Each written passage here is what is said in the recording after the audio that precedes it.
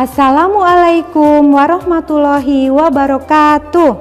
Halo anak-anak, apa kabar kalian di rumah? Semoga kalian dalam keadaan baik dan sehat selalu. Masih ingat kalian sama ibu? Barangkali ada yang lupa, ibu perkenalkan diri kembali. Nama ibu Sustin Prihartiwi dari UPTD SDN 2 Langensari, Kota Banjar. Sebaiknya sebelum kita mulai pembelajaran hari ini, mari kita berdoa menurut agama dan kepercayaan masing-masing. Untuk yang beragama Islam, Ibu pandu. Berdoa mulai. Bismillahirrohmanirrohim. Robbi zidni ilma warzuqni fahma waj'alni minas solihin. Artinya, ya Allah, tambahkanlah aku ilmu, berikanlah aku kemampuan untuk memahaminya, dan jadikanlah aku termasuk pada golongan orang-orang yang soleh. Amin. Berdoa selesai. Anak-anak, sebelum pada pembelajaran hari ini, Ibu akan mengingatkan sedikit tentang pembahasan materi kelas 4 pada pertemuan sebelumnya. Pada pertemuan sebelumnya, Ibu sudah menjelaskan bahwa negara Indonesia merupakan negara kepulauan. Maka dari itu, kita mempunyai berbagai keberagaman suku bangsa dan budaya. Di antaranya, Ibu sudah menjelaskan suku Sunda, suku Jawa, suku Aceh. Dan Ibu menjelaskan juga dua gerakan dasar tarian Bungo Jumpa yang berasal dari suku Aceh. Semoga kalian masih mengingatnya ya. Kali ini Ibu akan menyampaikan materi kelas 4, tema 2, selalu berhemat energi, subtema 2, manfaat energi, pembelajaran 6. Nah anak-anak, Ibu akan mengulang apa yang akan disampaikan hari ini.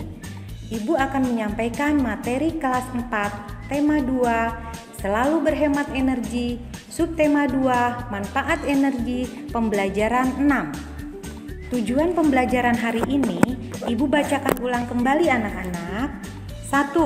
Setelah mengamati gambar, siswa mampu menyebutkan dua pelaksanaan kewajiban dan hak sebagai warga masyarakat dalam kehidupan sehari-hari dengan benar. 2. Setelah mengamati gambar, siswa mampu menuliskan satu cerita pelaksanaan kewajiban dan hak sebagai warga masyarakat dalam kehidupan sehari-hari dengan benar. 3. Setelah membaca teks visual, siswa mampu mengidentifikasikan satu gagasan pokok dan satu gagasan pendukung dengan tepat. 4. Setelah membaca teks visual, siswa mampu menuliskan satu informasi yang didapat dari teks berdasarkan keterhubungan antar gagasan ke dalam kerangka tulisan dengan baik. Anak-anak, sebagaimana tadi di awal sudah Ibu beritahukan tentang kewajiban dan hak, silahkan kalian bisa simak kembali pada teks ini. Pengertian kewajiban adalah segala sesuatu yang harus dikerjakan dengan tanggung jawab. Pengertian hak adalah segala sesuatu yang mutlak kita terima. Jadi, dari pengertian kewajiban dan hak yang sudah kalian ketahui, apabila kita terapkan dalam kehidupan, untuk kalian bisa mendapatkan hak, kalian harus mengerjakan terlebih dulu kewajibannya. Dari sini, semoga kalian lebih memahaminya. Tetap semangat anak-anak, Ibu lanjutkan ya. Ibu akan memberi contoh kewajiban dan hak kalian di rumah. Perhatikan gambar berikut anak-anak. Ya, itu adalah contoh gambar bahwa kewajiban kalian di rumah adalah menghormati orang tua. Jangan sampai kalian menjadi anak durhaka karena tidak menghormati orang tua yang membesarkan dan memberi kasih sayang pada kalian.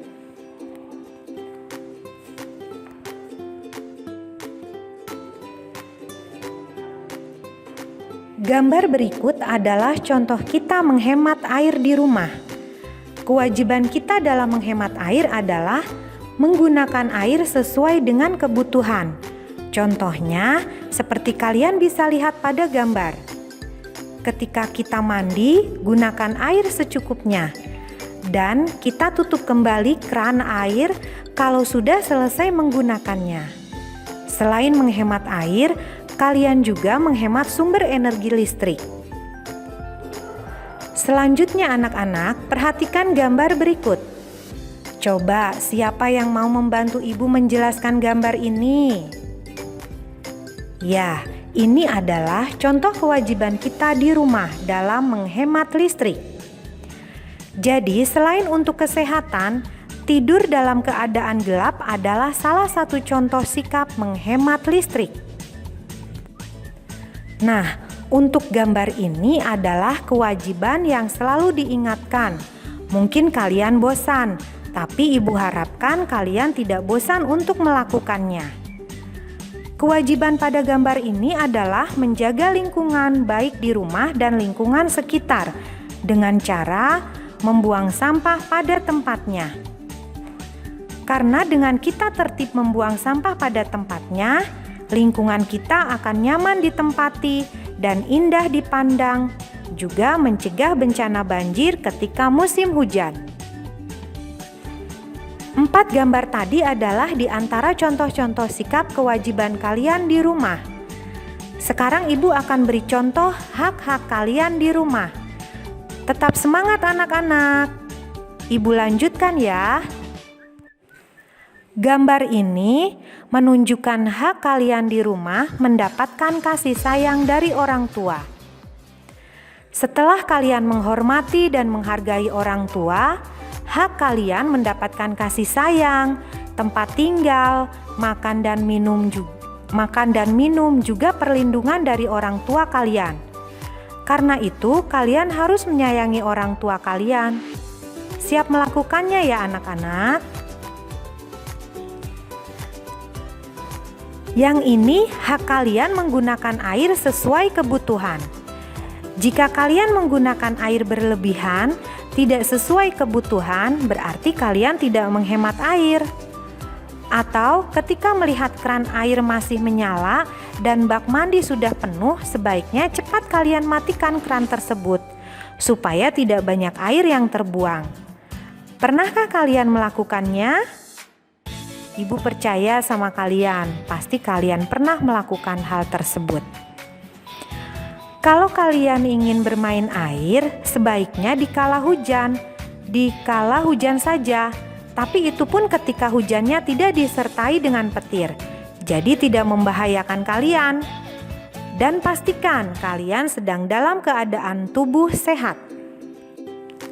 Selanjutnya gambar ini, adakah yang tahu? Ya, ini adalah gambar contoh hak kalian mendapatkan fasilitas dari orang tua menonton televisi. Yang harus kalian ingat, menonton televisinya harus sesuai aturan di rumah. Apabila sudah selesai menontonnya, jangan lupa mematikan televisi. Jangan membiarkan televisi menyala tanpa ada yang menontonnya. Jika kalian membiarkan televisi menyala tanpa penonton, hal tersebut berarti kalian tidak berhemat listrik. Ibu harap setelah pembelajaran ini, kalian akan lebih menghemat listrik di rumah. Perhatikan gambar ini anak-anak. Itu yang sering kalian lakukan dengan teman kalian, yaitu bermain bersama teman. Itu juga salah satu hak yang harus kalian terima dari orang tua, mengizinkan kalian bermain. Tapi kalian setelah diberi izin dari orang tua bermain, kalian jangan sampai lupa waktu. Waktunya pulang, cepat kalian kembali ke rumah dan membantu orang tua. Semoga anak-anak pernah melakukan hal seperti itu ya. Anak-anak hebat pastinya. Sekarang ibu akan menyajikan teks visual yang berjudul Kampung Naga Hidup Nyaman Tanpa Listrik. Akan ibu bacakan, kalian dengarkan dan simak untuk menentukan gagasan pokok dan gagasan pendukungnya. Sebelum ibu bacakan teks, Anak-anak, apa itu gagasan pokok dan gagasan pendukung? Ada yang masih ingat? Gagasan pokok adalah inti dari sebuah paragraf. Gagasan pokok disebut juga ide pokok. Gagasan pendukung adalah berisikan informasi, uraian, dan contoh dari gagasan pokok. Fungsi gagasan pendukung adalah untuk mendukung atau memperkuat gagasan pokok. Nah, dengarkan dan simak anak-anak. Kampung Naga hidup nyaman tanpa listrik. Kampung Naga adalah sebuah kampung di Desa Neglasari, Kecamatan Salawu, Kabupaten Tasikmalaya, Jawa Barat. Kampung ini terletak di lembah, sehingga untuk sampai di sana kamu perlu turun melewati ratusan anak tangga. Letaknya yang tersembunyi membuat kampung ini dapat mempertahankan nilai-nilai kearifan yang dianggapnya perlu dilestarikan. Masyarakat di sana masih memegang teguh adat tradisi yang diturunkan oleh pendahulu mereka. Mereka juga menolak campur tangan dari luar kampung terhadap kebijakan yang mereka jalani. Satu hal yang unik, mereka masih bertahan hidup tanpa listrik. Bukan karena listrik tidak dapat masuk ke kampung terpencil ini, tetapi justru karena penghuni kampung menolaknya. Mungkin kamu berpikir bahwa tanpa listrik warga Kampung Naga hidup sengsara. Ternyata tidak. Mereka hidup seperti biasa, tetap nyaman. Anak-anak pun belajar di sekolah seperti teman-teman dari kampung yang lain. Nah, bagaimana dengan di rumah? Mereka tetap bisa mengerjakan tugas-tugas sekolah. Segera setelah pulang sekolah, sebelum matahari terbenam, mereka menyelesaikan tugas-tugas sekolah. Sesekali ketika dibutuhkan, mereka menggunakan lampu minyak sebagai penerangan ketika belajar. Coba, menurut kalian, pada paragraf pertama, mana gagasan pokok dan gagasan pendukungnya? Ada yang tahu? Ya, benar.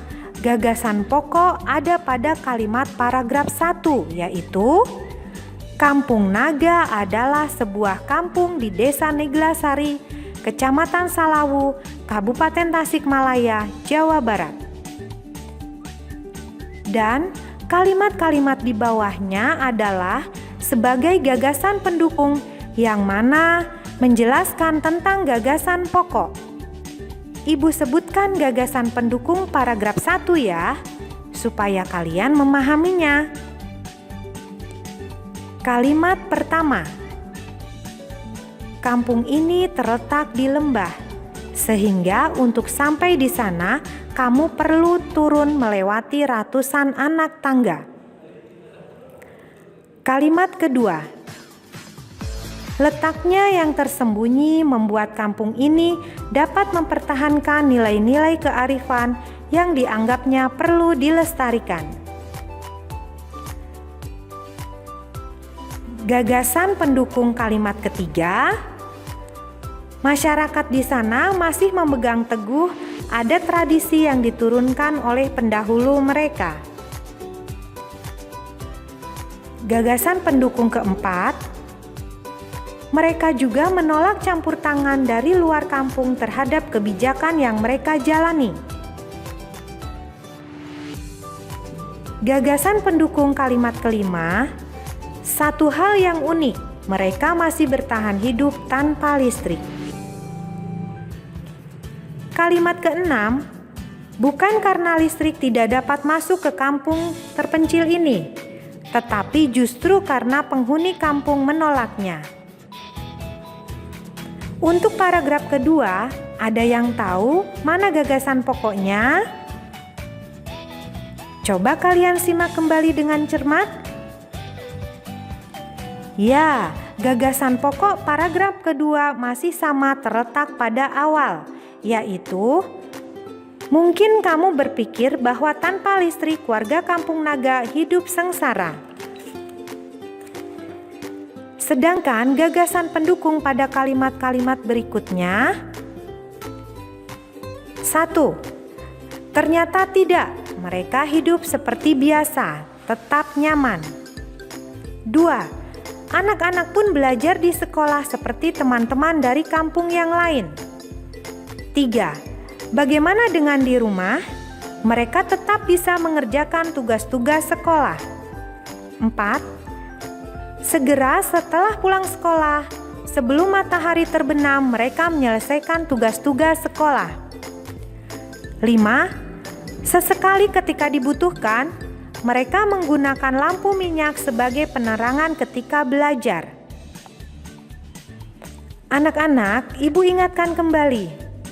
Gagasan pokok tidak selalu kita temukan pada kalimat di awal paragraf, tapi bisa juga pada tengah kalimat paragraf dan akhir kalimat paragraf.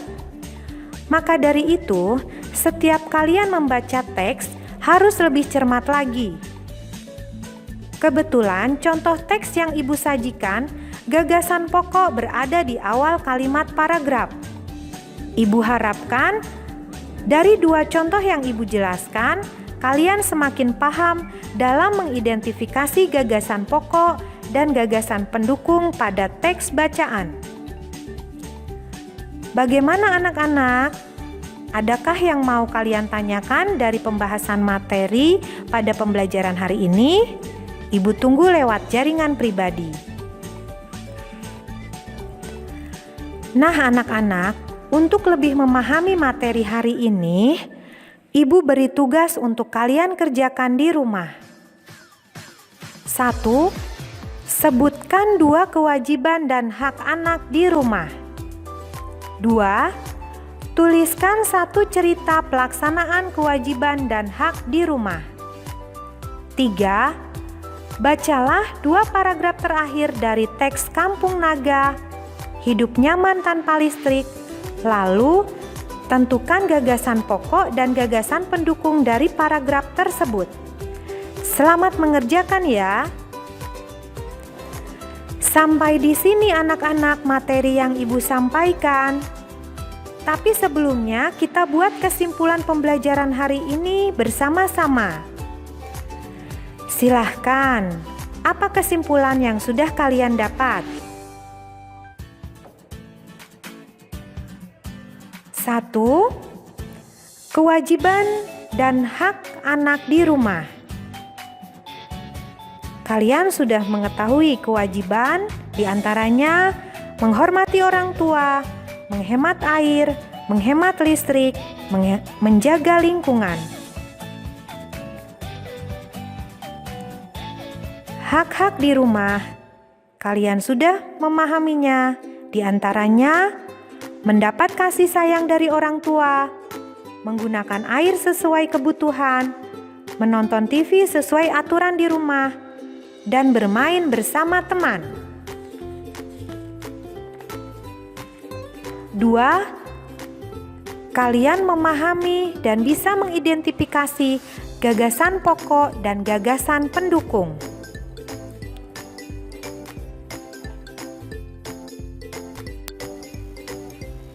Sampai di sini pembelajaran hari ini anak-anak. Untuk mengakhiri pembelajaran hari ini, mari kita berdoa menurut agama dan kepercayaan masing-masing. Berdoa mulai. Berdoa selesai.